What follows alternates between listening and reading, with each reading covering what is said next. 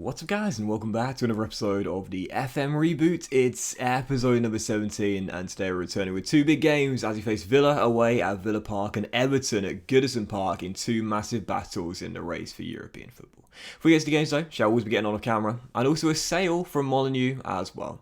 Let's get to that first. So it wasn't a massive sale, and I did make a signing, but it wasn't a massive signing either. As you can see, Max Kilman did indeed leave to AZ Alkmaar for £9 million, well 6.5 million, could rise to £9 million. Obviously Kilman had his deal expiring in the summer of 2025, so I didn't need to do this. 3.5 years left on his deal, but wasn't really playing, wasn't getting the game time, wanting to leave, and I thought, based on our financial situation right now, if I don't sell a player, we're going to be in the red before the end of the season, and I really don't want that, so I was fine letting him go. As he was going like a 4th/5th choice centre-half here. Real solid young right-back, Dion Sanderson. Might know about him when his loan spell at Sunderland, but yeah, I was fine letting him go on the cheap as well. And the signing I made as well was a classic veteran dressing room leader with winners and European experience. Welcome back to English football, Alexander Kolarov with green arrows at 36. Yeah, just brought the guy back again for veteran presence, as the media described, and he's been a winner throughout his career as well. Is there a way to there used to be, I wonder, career masters, like career achievements maybe, I don't know, but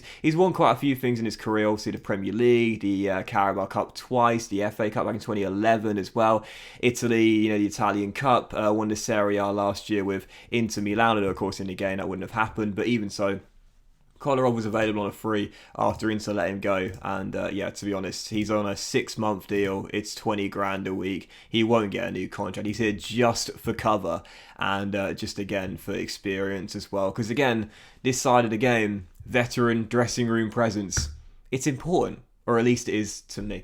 So yeah, financially, as you can see as well, our bank balance continues to decline. And again, this is mainly due to the fact that we just have way too much expenditure and our wage bill is just too high for a side that aren't playing in Europe right now, which is again, the reason why we need to qualify. So in sort of last episode, the big 3-0 loss to Spurs in the FA Cup 4th round and the 2-0 loss at West Ham, we needed to respond and we did, although there was a loss in the 3 games off camera. We began with a 3-2 victory away at Carrow Road against the newly promoted Canaries. Fell behind early and I was thinking, God, if we lose 3 on the bounce, man, I am in trouble, but responded through Pedro Neto and Adama Traore, the third goal of which was a Ward-Prowse free kick. He didn't get credit for the assist for it, but JWP set pieces. I mean, we know this. We've seen this in real life and now in the game as well. The dude is just a monster from dead ball situations, but yeah, went 3-1 up, and whilst Norwich would score a late goal through Benedetti, it turned out to be nothing but a consolation and a big return to winning ways. And then following out, 2-1 victory at home to Leeds, and another disallowed goal in this game for a VAR. I'm getting sick of it now,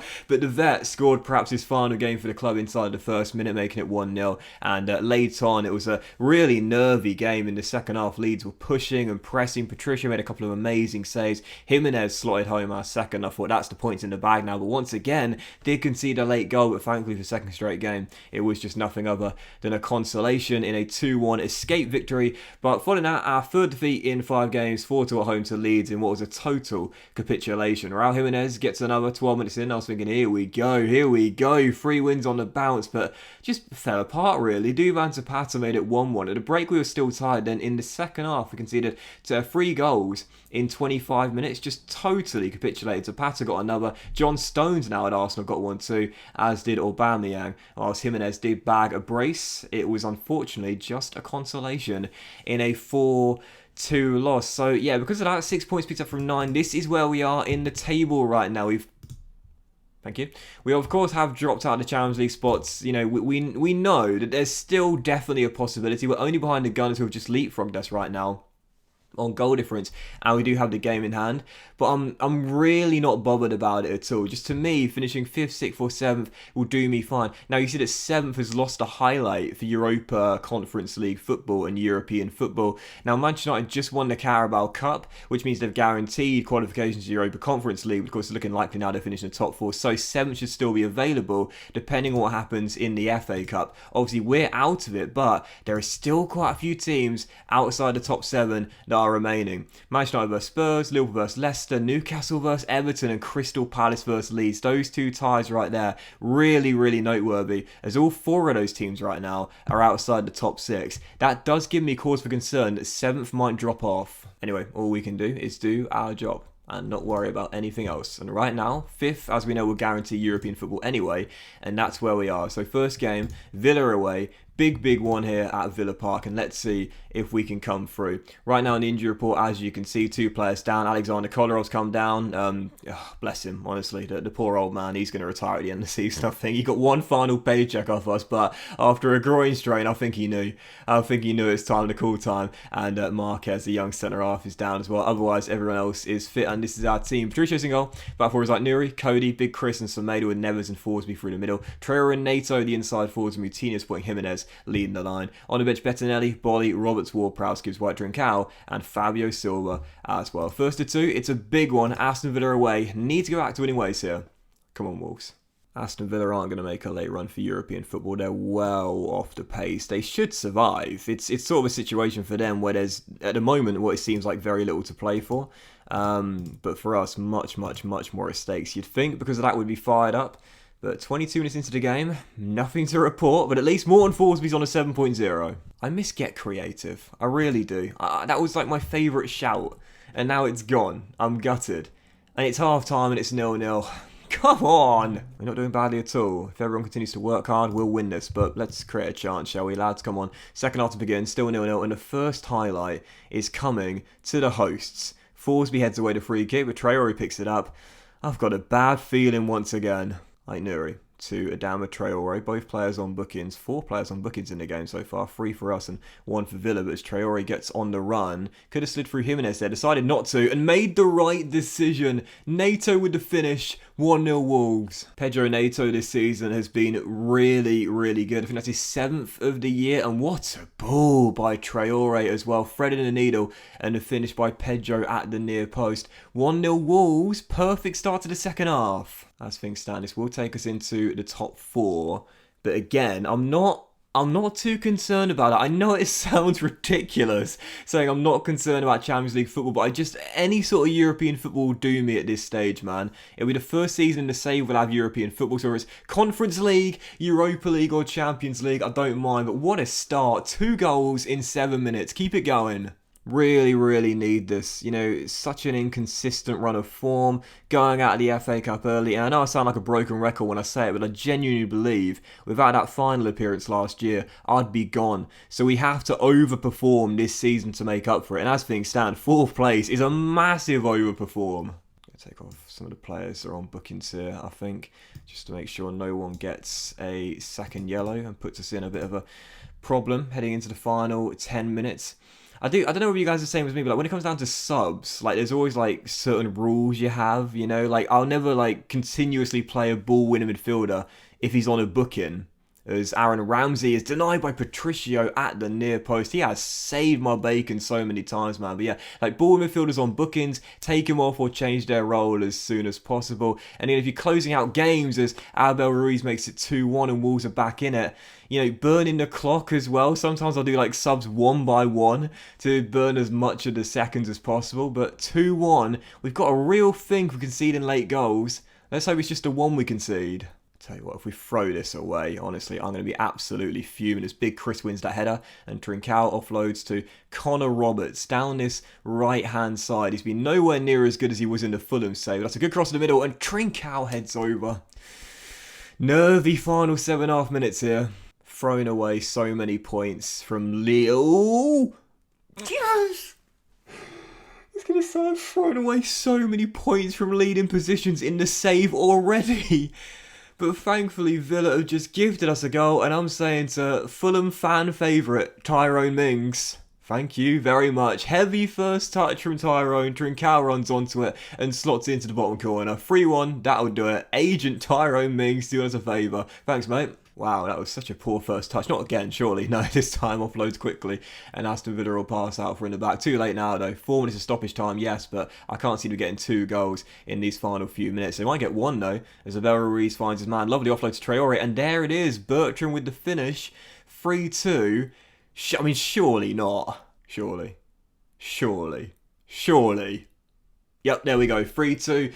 We win in the Midlands battle, and that will do it. Morton Thorsby, man of the match. You love to see it. 3-2 Wolves. Big, big return to winning ways. 3 in our last 4 now, and in to the top 4 as well. Buzz him. Morton Thorsby won 100% of his tackles in that game. He's up to £27 million market valuation, still on 29 grand a week. I'm definitely going to give him a new deal either this summer or the summer afterwards. But the fact he's not had a decrease in the Holy Trio, he's still got 19 stamina. Honestly, I tell you what, man. Everything about this guy, I just continuously praise him. I love him to pieces. Seriously, it's just... I don't know what to say. I've never had a player with the Holy Trio. I've never seen a player with the Holy Trio. He's got to be one of my favourite players of all time, man. We're not even 2 seasons into the save. Morton Thorsby had a great game. Can you talk about that? He's a good player and he's enjoying his football. When he plays like that, he makes everyone else better too. He does. He does. See, people look up to a worker. People look up to the grafters, the grinders. The guys that do everything they can for their teammates with 20 teamwork, of course. And come on, Crystal Palace. Please.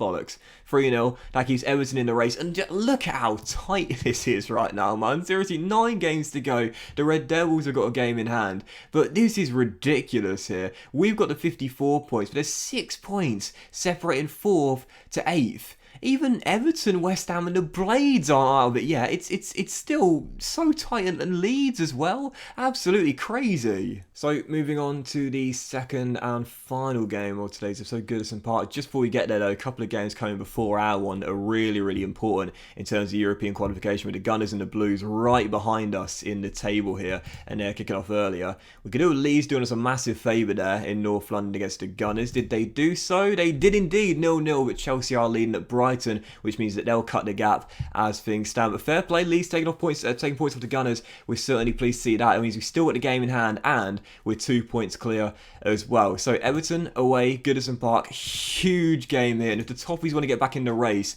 for European football, they really need to win this one. So heading to the game, just one change to our lineup on the back of the win in our last game at the Villa Park, and this will be it. Patricia's a goal. Back for Nuri. Bolly coming in. I've barely seen Bolly this season alongside Connor Cody and Semedo at right back. Neves and Forsey through the middle. Traore and Nato the inside forwards. And once again, Moutinho supporting Jimenez up top. On the bench, Bettinelli, Big Chris, Connor, Ward-Prowse gives White Trincao, and Fabio Silva as well. Second and final game, massive one. Toffees at Goodison Park. Come on, Wolves. It was Everton last season that were one of the teams that pipped us for European football.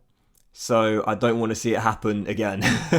It's revenge season for Wolves here. And a win in this game would be absolutely huge. It would take us 5 points clear of the Gunners. We'll still have the worst goal difference record. But it's like Nuri has his shot easily caught by Pickford. That'll be a big, big boost with just 8 games to go in the season. Huge game here. Thorsby to Neves. 12.5 minutes into the game. Can we find that first proper chance here as Traore gets round 1 and has his shot beaten away by Pickford? Definitely goals in this game, and I think someone will win it. Again, due to how tight it is, every single game matters at this stage of the season. Now, we're in the business end of the season, that's what they call it. You can't afford slip-ups and mistakes as we lose the ball in our own half. Bernard, tackled by Morton Thorsby. Cannot have a loss in this game and allow the Toffees back into this race. It's like Nuri makes the tackle and Traore is away. Oh, I just love it when this guy gets going. Jimenez. Oh, you got to finish that. Straight at Pickford. It's a great save, but either side of him, it's a goal. How'd you put it straight at him? He is such a frustrating striker, Jimenez. Again, he's got incredible stats. Absolutely brilliant. Won the Golden Boot last year, but it's amazing to say this, but for all the goals he scores, he could score another like 5 or 10 on top of them. He just misses so many one-on-ones, but 0-0 at the break. I'll tell you, a win would be huge, but I'd take a point. Being a better team here, keep doing what you've been doing and we'll be fine. I think we're mostly in control. Get a clear-cut chance in the second, take it, and I think we'll win this. Everton aren't really causing us too many problems at the moment. Why does this always reset? Everton aren't causing us too many problems at the moment, but yeah, for now, half an hour to go. This is an interesting stage of the game for us because as Moutinho has his free kick easily parried away by Pickford, do we risk losing the game by going for a huge 3 points? Or do we just take the draw and be satisfied we didn't lose and kept a clean sheet as well? interesting sort of show of what my mentality is like, because the negative defeatist in me is like, no, just be happy with the point. But if we fail to win it, it's a big missed opportunity. We've played so well. Well, I bought on Trincao for NATO, but I don't think I'll change anything for now. If we get a chance, we get the goal and we win it, I'll be buzzing. But yeah, I think a draw will do me okay. I think I'll take it.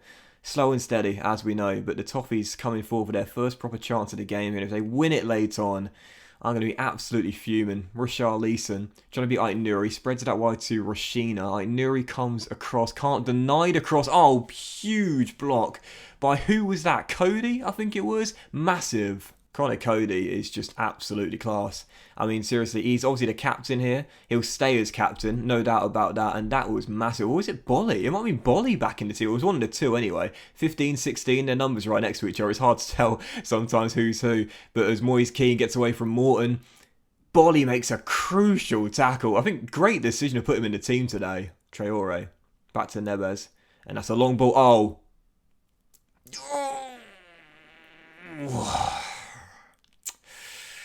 Jimenez again. I mean, you know, I can't criticise the guy too much because, again, he genuinely won the Golden Boot last year and is amazing at times. As Neves has his shot blocked, second one puts over. We're going for this here. Well, I think that is going to do it. And in the end, I was wrong. There were no goals, there was no winner, and 0-0 is how it finishes. But again, do you know what? I'll take it. I'll take it. Goalless draw, clean sheet. I haven't had many of those lately, and that's not a bad result at all. You're unlucky today. I'll take the point. It keeps the same point gap between us and the Toffees. We stay in the top four by a point on Spurs. Yeah, I'll take it. Maybe some would see it as a negative, but nope, I'm just being realistic. Those sort of results at this stage are decent for us. That's a decent point there, and the clean sheets a match as well after none since January. So I'll take it. We look at our remaining fixtures here. We've got the Red Devils still, but to be fair, there's a lot of winnable fixtures in this run to end the season. So that to me is a decent result. Again, it's so tight though. So tight. Just 6 points separating us and Everton in 8th. I tell you what, if we choke it again, I'll be gutted. But for now, we're doing enough. But that was this episode of the FM Reboot, guys. Big thank you for watching. I hope you have enjoyed it. And if you have, please drop a like. Myself, have a fantastic day. And I think we'll come back with the penultimate episode of Season 2 as well. Let's play a few games here. And possibly, I tell you what we could do. We could do the Blades and the Magpies. 2 relatively tricky games there. And then the final 2. And then play just these 3 games off camera. Yeah, I'm going to do that, I think. Sorry, 4 games. I think we'll do that. Oh, actually, you know, maybe Brentford away and the Blades at home. I'm not entirely sure. The Blades and the Magpies or Brentford and the Blades. I'm not sure. I think. Have a great day, guys. Much love to you all. And I'll see you for the next episode of the FM Reboot, the penultimate one of Season 2, very soon.